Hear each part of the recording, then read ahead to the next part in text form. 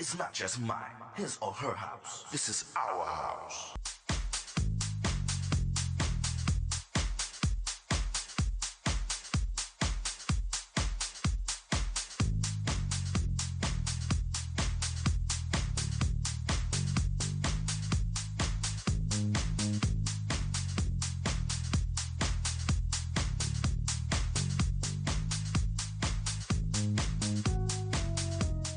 The show is called The Legends, and I want to thank everybody all over the world that actually subscribes to my show and show me love.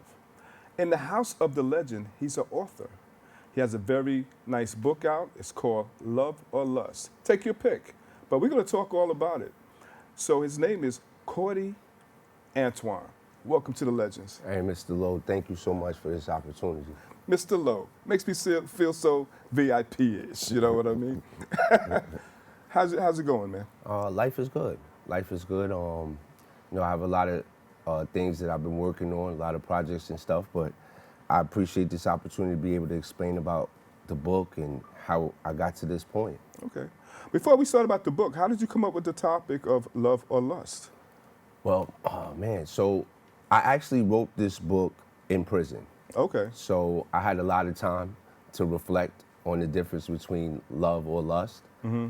And basically, I believe at that particular time, there was even Steve Harvey morning show. A lot of the guys, we would get up, we would listen to the morning show. Right. And, those were just strong topics, and obviously it's still relevant today. Okay. Can you define to the audience between love or lust? Well, in my personal opinion, Okay. I believe that love is the supreme understanding. When you love someone or you love something that you're doing, you have a passion for it, it's a desire to do it without, how can you say, like monetary gain, or, love is something that you do because it's just a feeling inside of you that you want to do it. Like, for example, if I see two little children, playing or in a situation where they may be harmed, although they're not my children, the love that I have for children would prevent me from stopping those kids from harming themselves, Whereas with lust can, in my opinion, be something that is just carnal, something that is just more physical. It's on the physical plane. Whereas, again, with love is more mental and spiritual. So you say that at that point it'd just be an elevation of an understanding to you, on your opinion? I agree. Okay. So let's talk about the book, because you've been hustling, and I've seen it, and I'm very much loving what you're doing, man. I appreciate that. Putting that E for effort, I should say, into actually getting this book out. Right. So let me start off with this first. Sure. First and foremost, I just want to thank, my manager and also singer Cynthia Morris for being part owner Okay. of the book publishing company that we have together called Quiet Corner Books, LLC. Right. So it's not just about this particular book. This book here is an appetizer for books to come in the future. Right. She and I have a book publishing company, and we want to help others actually turn their ideas into books and be able to present it to a larger audience. Can you get the viewers a link for that in case they have future authors that wants to go out there and try to get with you guys for for further? Absolutely. Right now, if they are on Instagram, it's Quiet Corner Books LLC, and they can feel free to look at the other authors that I advertise on the stories. Right. They'll definitely see some authors that they may not have known, or authors that they're familiar with. But if they have any thing that they want information about, they can DM me, and we do free consultations. Like, for example, if someone wanted to just have knowledge, you're not being charged for that. Right. I believe that, in order to be successful, you have to help people become successful. Right. You know what I'm saying? So let's talk about the fundamentals of the book itself. Define to the audience about the book itself, well, and to describe the book, basically the book is sort of urban novel. Okay. I didn't put a genre on it because I didn't want to leave out any particular audience, because I know with a book, once you open that door, it's just like down the rabbit hole. So I Right, didn't right. want to isolate myself to one particular genre. Okay. But if I have to describe it, I would say an urban novel. The novel has many messages. It's depicted out of the state of North Carolina. Okay. The three main characters of the book are Lindsay, Shaniqua, and Diana. Now, Okay. let me describe the characters without giving away the book, Okay. because I do want the readers to be able to enjoy it. Okay, so the main character, her name is Lindsay, and the book starts off with them graduating from high school. So, after high school comes, just career moves and moving out of the house and, just adulting. Right, you right. know? So with Lindsay, although she's an academic scholar, she has received several scholarships from different colleges in regards to athletics with her track and things of that nature. She has to stay closer to home because her mother has a terminal illness. Okay. I don't want to describe the illness. I want the reader to be able to, grasp that and understand just real life trials and tribulations. So Lindsay is sort of like the backbone of her friends, and one of her best friends, Shaniqua, is going to leave Raleigh, North Carolina, and she wants to study law. Right. So she moves to NY, to New York, to study law. And the other friend, who is Hispanic, Diana moves to San Diego Right. to go to school as well to further her studies. And throughout the book, I, weave events where, the reader can see the different trials and tribulations and the success along the way from Right. those career goals, with finally leaving the state that they were born in, going to seek education, and just the encounters that they go through, just growing up.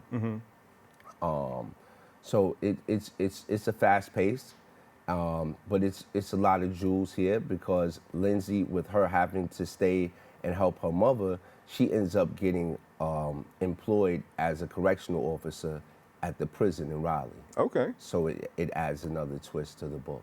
So these are three actual characters that actually went through different turmoils, or you can say experiences, and they still got good in life. Right, and that's the main thing. As an author, you kind of have the paintbrush. Right. And I didn't want to depict our people. When I say our people, I mean people of color, people Right. of urban communities. I didn't want to depict us in a derogatory manner. Right, right.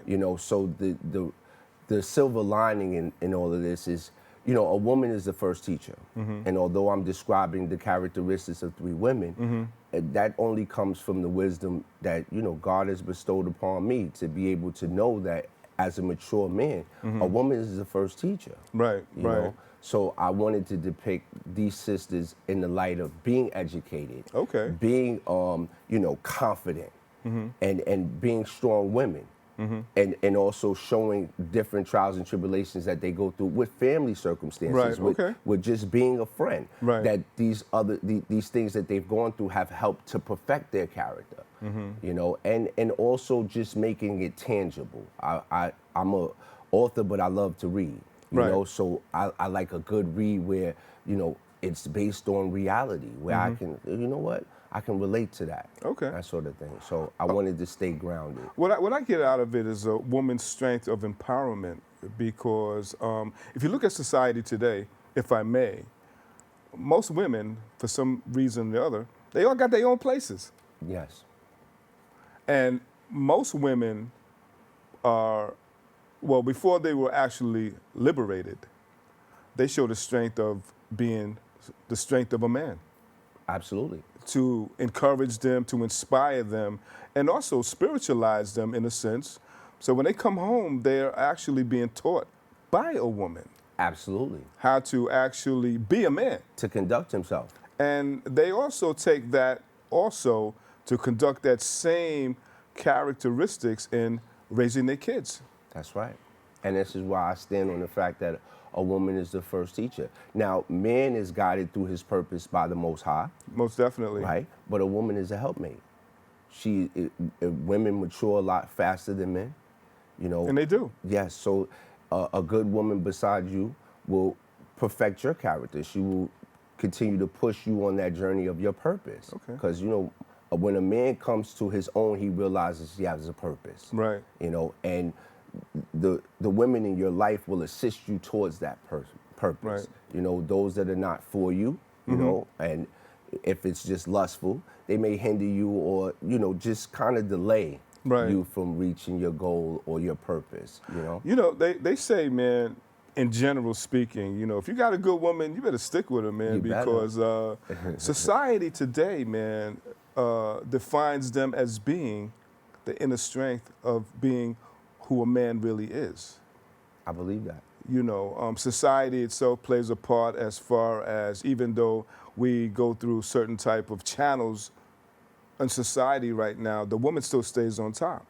Yes, yes. And if we look at present day, women are in the highest positions of politics, medical field, you know, wherever you name it, they're there, and they're offering that compassion as well. Because, you know, as a man, I know there's a lot of things that we don't deal with in emotions at times.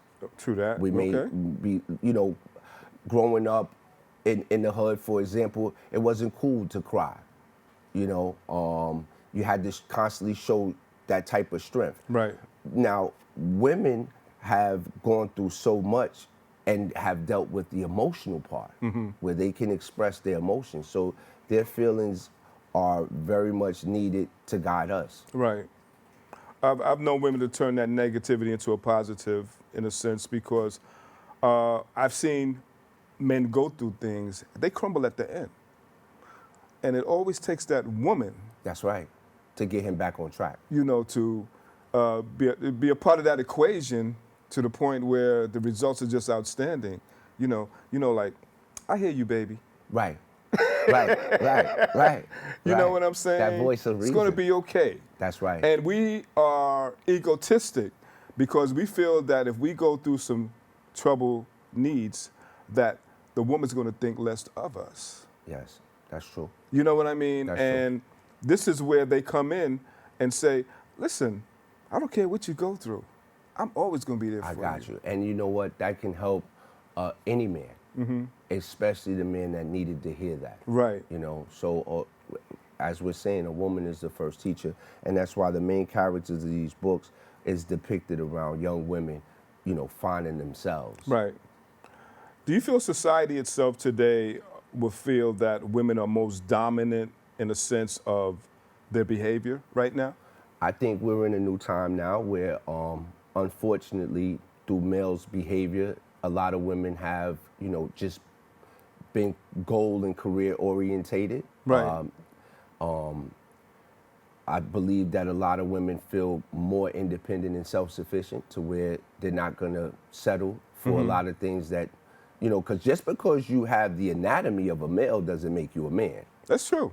you know. And you're right So, about that. I've seen a lot of situations where men have lessened themselves by the way of their behavior. Yes, yes. And the woman would be like, man, you ain't nothing but a baby, you Right. know. And then it takes them down notches and they react. And some women do not choose to settle for someone that is not with purpose, Right.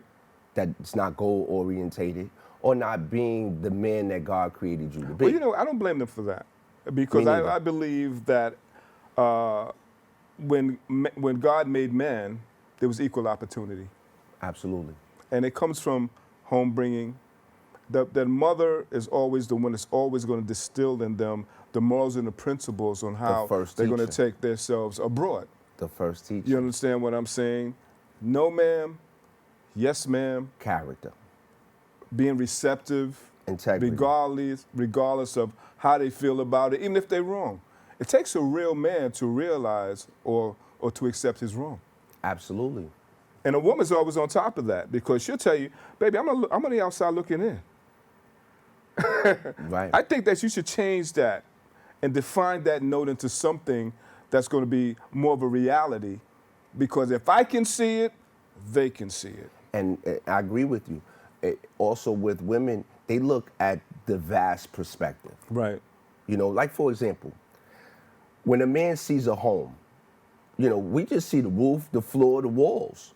A woman can actually see the drapes, what color is around the toilet seat. She just pays attention to details. Right. You know, so a strong woman will enhance you to begin to pay attention to details. Right. You know, so I don't want to be the type of man that is in competition with women. Okay. I believe that, you know, I'm supposed to learn from them, sometimes from afar, because every woman you see is not supposed to be someone that you can covet.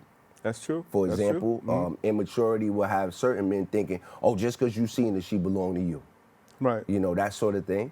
But I do believe there's situations where we should observe from afar and say, hey, I like how that woman carries herself, look how she's moving. And then there's going to be situations that become more intimate. Right. Where you're able to learn hands-on, like Yeah. you're getting it step by step. You know, so again, but as, you know, taking that leap and becoming an author in one of my endeavors, because I've written 5 books, but I chose to put this one out. All right. And I just basically wanted any man that picks up this book to not feel less about himself, but to have more respect for women To in be general. more receptive in a sense. Right.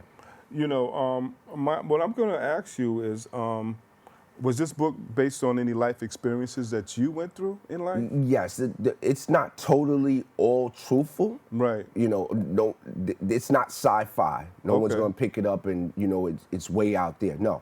But I had to modify the characters, you know, so I took a little bit of what I saw, mixed in what I would like to see. Right. You know, that sort of thing. So it's not completely fictional, but it's not all fact. Okay. And what is the benefits of the books, in your opinion, towards your self-satisfaction? Well, anybody that's like me, a bookworm, books allow you to sort of press pause on your current reality and travel without going anywhere physically, you know? So the benefit of this book is to be able to take the lessons that these 3 women have gone through. Right. And maybe if you're going through something that is similar, it gives you an option of how they got out of it, how they perceived it. And also, if you haven't been going through that particular situation, this will give you kind of a warning and put up a red flag, or also give you a positive outlook that if this is where you're trying something that you wanted to pursue, of how you could go about it. Because I'm very meticulous with the details of, for example, how Shaniqua wants to become an attorney, Right. without using her body, Right. where she's going into a male-dominated environment, but she's using her mind over her body. And I have 2 daughters, Right. and I would constantly teach my daughters, you know, in life, Right. you're either going to use your mind or your body to succeed.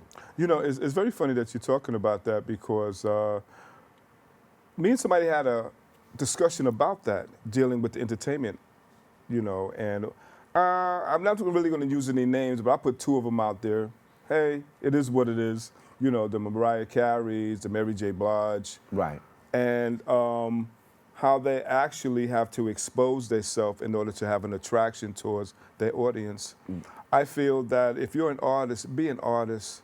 You don't have to show your legs and thighs and things of that nature for people to admire you, you know. And Mr. it's Lowe, funny. I agree with you, not to cut you off. No, I just no want to problem. add on Go to ahead. that Go ahead. because, okay, so I started a record label back in 2021. Okay. Life or Death Records, LLC. And one of the things that is like really big with me, every woman that I've had in the studio, and she and I were actually on the track, it was really, really important for me to make them feel comfortable without any of that sexual within themselves, tension within being involved. Because what I have seen with my own eyes, and you know, just what I've heard, is unfortunately talent is beginning to be overlooked. Okay. And you know, people are being exploited regardless of their talent, you know, for their other person's personal gain. Right, if that right. makes sense. I'm trying to give it the rated PG-13 version, and we are basically to blame for that. Because I know that there was a time where if you were good at something, then Right. that was the focus. Yeah. What's happening now is you can be good at something, but that is being overlooked Right. because of someone else's sexual gratification. Right. And they're looking at they're not looking at the artists themselves. They're not. They're just looking at the physical part of them. Right. Like my friend would say, man, I love to go to Mary J's concerts. I just love her thighs. Yeah. And that's telling me that, hey, You're not even worried about the you're singing. not even worrying about what's going on. You just want to see her move. Exactly. Exactly. You know? And it's really unfortunate, and women suffer that the most. They do. They suffer do. that the most. Now, I'm not saying that it's not like it's all one side, but the majority. Right. You know, because when a woman gets into the entertainment business and she's exposing herself, that's what, as a man, okay, this is what we're looking at. Whereas if it's a male and he gets into the business, right, I guarantee the fans and the people that, he's not being looked at that level as a male can do it to a woman. Yeah, you're right.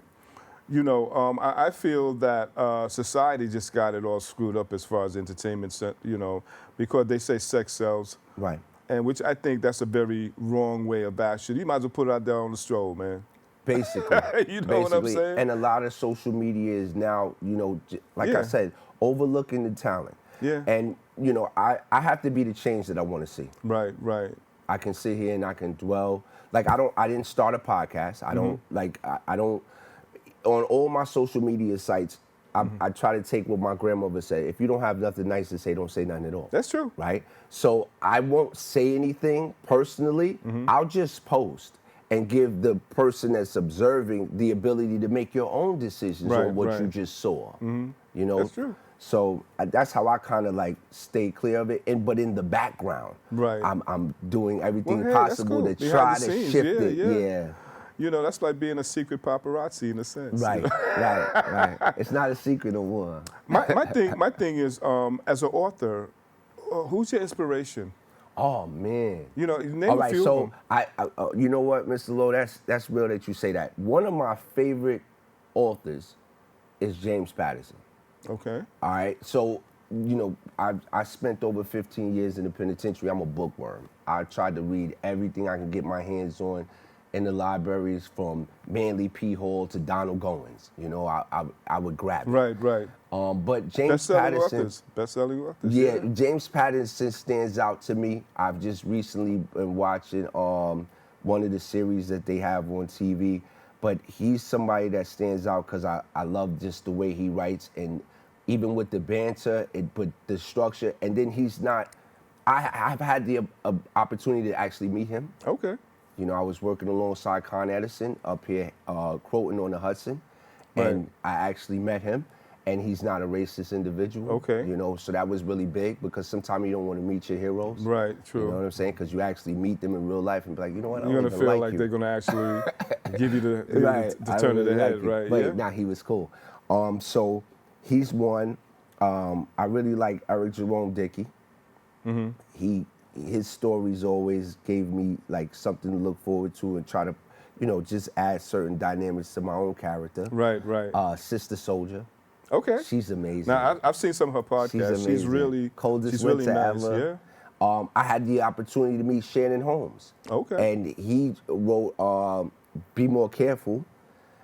He actually purchased one of my books, and that was big to actually meet him. Right. But I definitely on my list, and I would be completely wrong for not mentioning this one brother that really inspired me. Can I share the story with you? Of course, quickly. Okay, so quickly. in the penitentiary, people play chess, and I was playing chess with a guy. His name is Kwame Teague. Right. And I've been playing chess with this guy for several months. And one particular time, I'm going to the water fountain, and the guy say, "Hey, yo, Slim Brim, man, you doing it, man. Yo, you and Kwame is close." Now, you don't really talk to people like that in prison, right? So I looked at the guy, I'm like, "Man, what you talking about, man?" He's like, "Nah, I don't mean no disrespect, Slim, you know."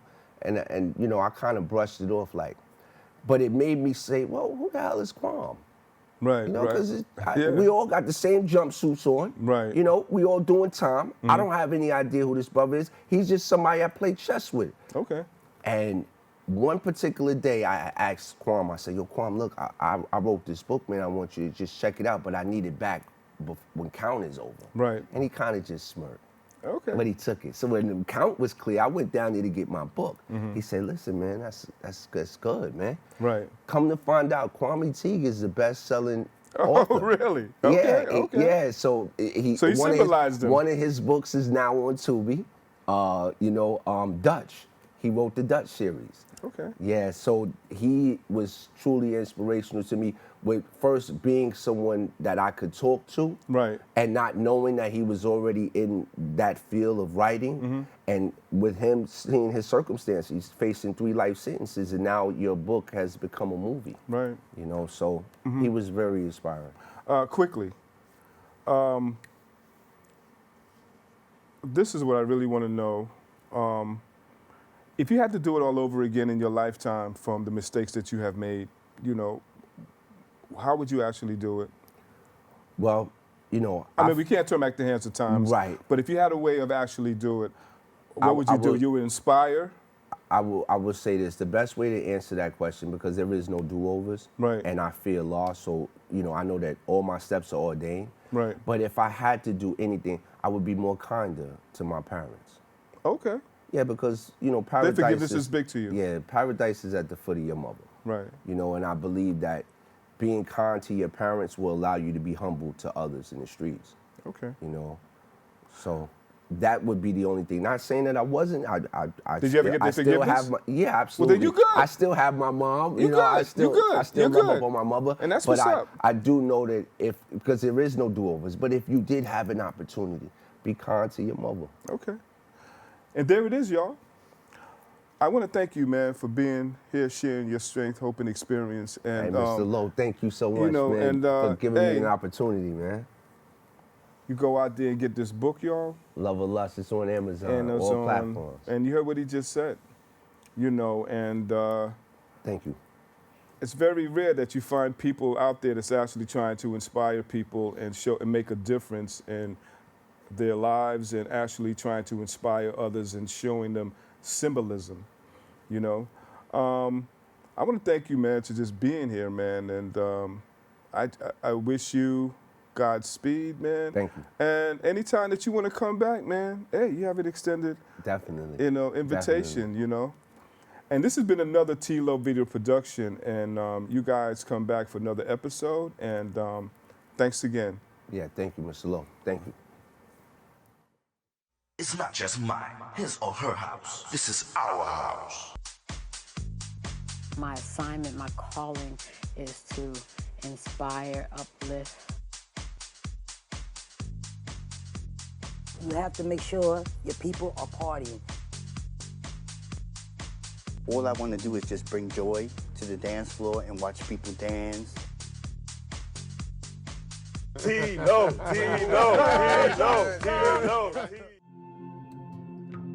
When I was growing up, my mom was extremely tidy. We were trained to put things back where we got them from. One day, when I walked into my mom's house, I felt like I walked to someone else's house. There was stuff everywhere. And just growing up the way I grew up and to see this transition was very alarming. When Sean talked to me, it was a wake-up call, and that's when I went to the doctor. It's not just mine, his or her house. This is our house.